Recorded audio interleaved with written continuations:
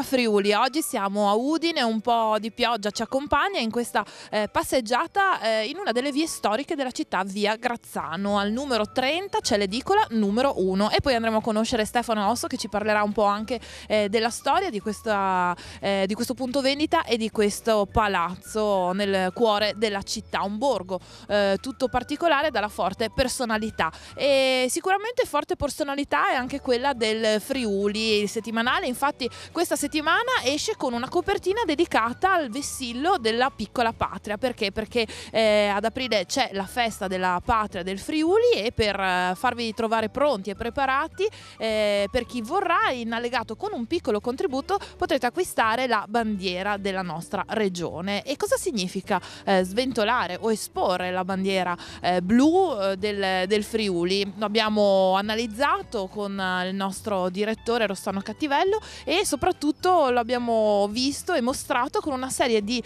immagini che raffigurano nostri corregionali che all'estero hanno pensato di sventolare la bandiera appunto con l'aquila friulana per rivendicare in un certo senso la propria identità e comunque essere orgogliosi o orgogliosamente arrivare insomma in tanti luoghi del mondo, e dentro appunto il giornale una bella gallery fotografica. All'interno del numero in edicola però si parla anche di forze dell'ordine, dell'invecchiamento dei poliziotti che sono un corpo che sta subendo, diciamo, il ricambio generazionale. Ci sono pochi agenti giovani e molti ormai con tanti anni di servizio alle spalle. E poi Valentina Viviani ci parla di un killer silenzioso, un killer che la regione in molti modi sta cercando di contrastare. Parliamo dell'amianto. Ecco che cosa è stato fatto, che cosa si farà, quali sono i piani per l'eliminazione dell'absesto. All'interno del settimanale, come sempre, tutti i programmi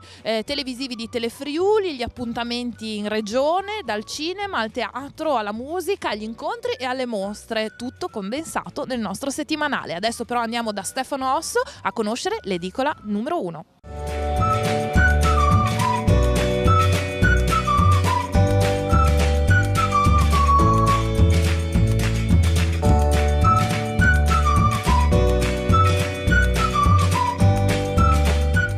In centro a Udine, in via Grazzano 30, nell'edicola di Stefano Osto, che da 9 anni gestisce questa attività nel cuore di Udine, in una delle vie storiche più caratteristiche anche della nostra città. Certo, beh, qui è un borgo antico, Borgo Grazzano, 2800 anime.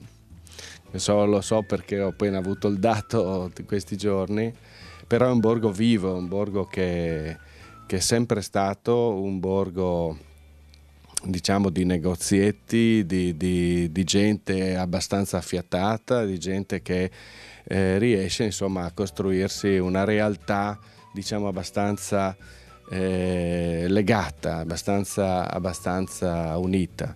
Per cui è un borgo che nonostante tutte le crisi eccetera è un borgo vivo che spero che rimanga così.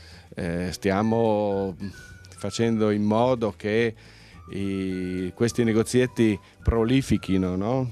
Perché in questo momento ci sono molte difficoltà, c'è qualche negozio che chiude, qualcuno cambia gestione, però stiamo proprio, ecco, una delle cose che stiamo volendo è che comunque ci sia un ricambio con attività importanti per avere sempre questa possibilità. E siccome pian piano anche la popolazione invecchia, che ci siano proprio botteghette che servono anche alle persone un po' più anziane, insomma, oltre che ai giovani. È un borgo di 2800 anime, ma con molta personalità, perché a differenza di altre vie storiche, proprio come diceva lei, è una via caratterizzata da piccoli negozietti eccetera. Sembra un po' un tuffo nel passato, che però specie in questo periodo in effetti si sta rivelando vincente. C'è il negozio di prossimità, il piccolo punto vendita, dove c'è un rapporto anche col cliente diretto, piace anche ai giovani, oltre che, come dice lei, è un servizio, no?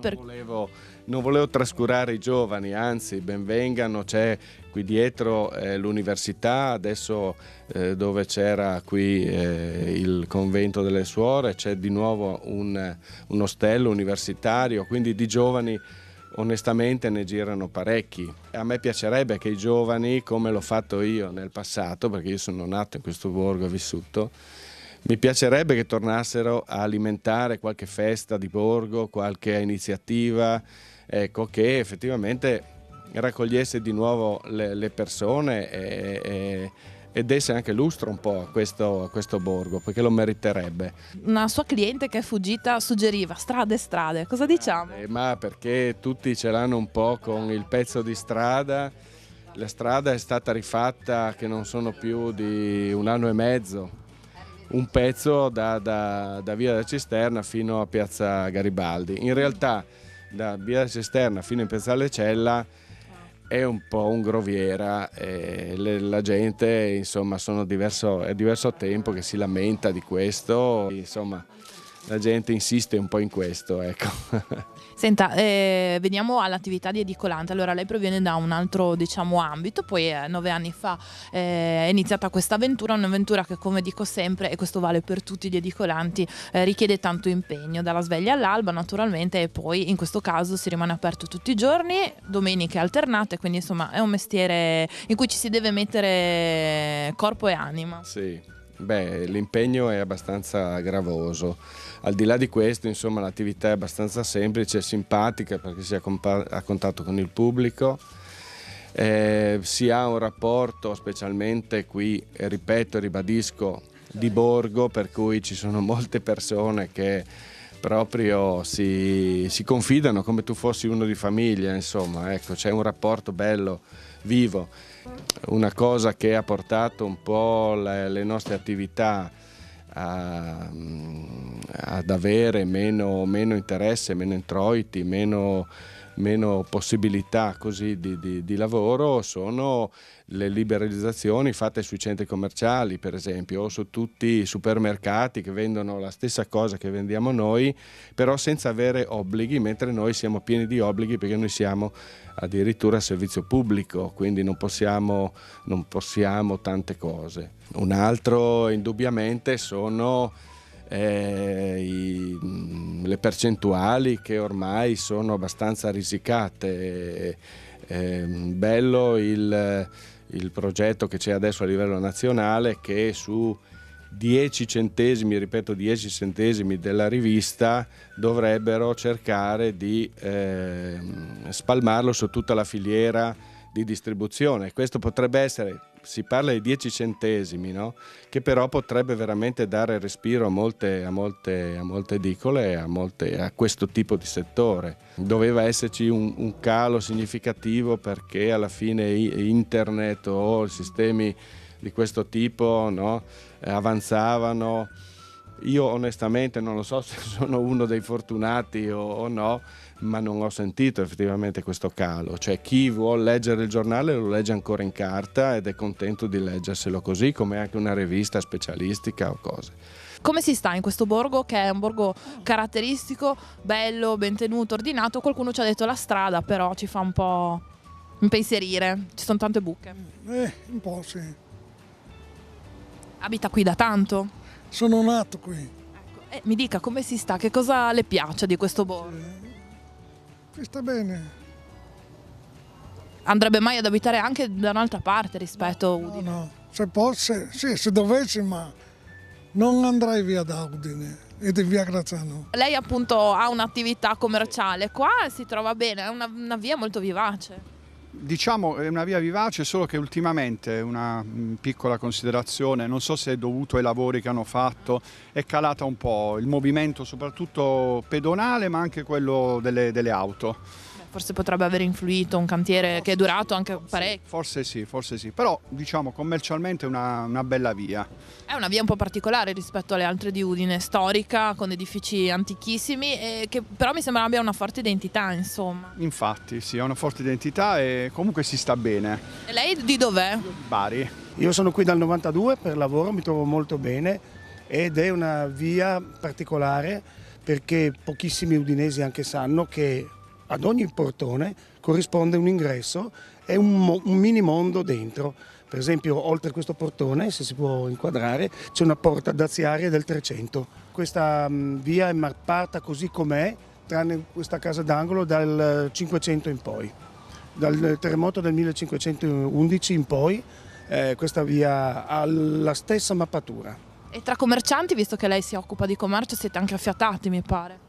Sì, c'è un'unione senz'altro, perché ci sono delle iniziative comuni con raccolta di fondi per comunque iniziative inerenti alla borgata. Mi piace molto questa zona, no? Ha un bel ambiente,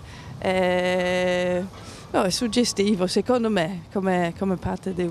Anche, voglio dire, molti negozi piccoli che vanno un po' forse in controtendenza. Sì, si può comprare il pane, c'è il fruttivendolo, no? Ci sono tanti posti piccoli che saluti anche, conosci un po' la gente. Quindi anche un rapporto umano. Sì, esattamente sì. Mi permetto, lei ha un accento un po'... Inglese. Ecco, quindi lei abita qua, però è di? Sono da Inghilterra, io sono venuta da Londra fino a qua, quindi è molto diverso, è impossibile fare un paragone.